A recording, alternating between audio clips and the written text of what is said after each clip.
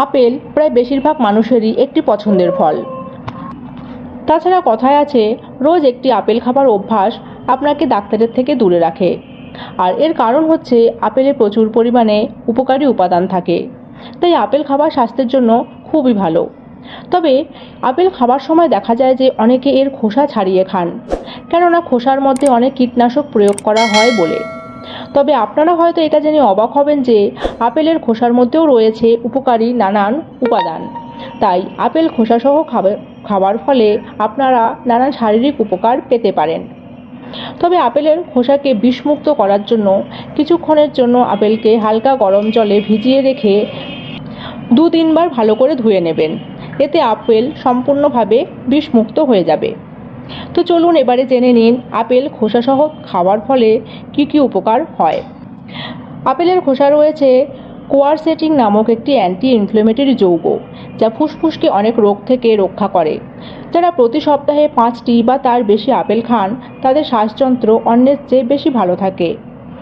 আপেলের খোসায় অ্যান্টিঅক্সিডেন্ট থাকায় এটি রক্তে শর্করা এবং কোলেস্টেরলের মাত্রা ঠিক রাখতে সাহায্য করে, ফলে হার্ট সুস্থ থাকে। যারা ওজন কমাতে চান, তারা অবশ্যই খোসা সমেত আপেল খাওয়া শুরু করুন, কেননা এর খোসায় প্রচুর পরিমাণে ইউরোস্যালিক অ্যাসিড থাকে, যা শরীর থেকে অতিরিক্ত ক্যালোরি ঝরাতে সাহায্য করে।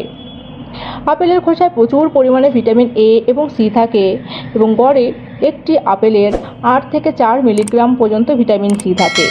তাই আপেল খোসা ছাড়িয়ে খেলে শরীর এসব ভিটামিন থেকে বঞ্চিত হয়। খোসা সমেত আপেল খেলে লিভারও ভালো থাকে এবং এটি হাড়কেও সুস্থ রাখে। তাছাড়া ফাইবার সমৃদ্ধ হওয়ায় এটি কোষ্ঠকাঠিন্য, গ্যাস বা পেট ফাঁপার মতো সমস্যাতেও ভীষণ উপকারী। তাই ফ্রেন্ডস, আজ থেকে আপনারা যারা খোসা ছাড়িয়ে আপেল খান, তারা এই অভ্যাস আজই ত্যাগ করুন এবং খোসা সমেত আপেল খেয়ে আপেল খাবার সম্পূর্ণ উপকারী উপভোগ করুন। আর সকলে ভালো থাকবেন এবং আমার ভিডিওটি কেমন লাগলো জানাবেন।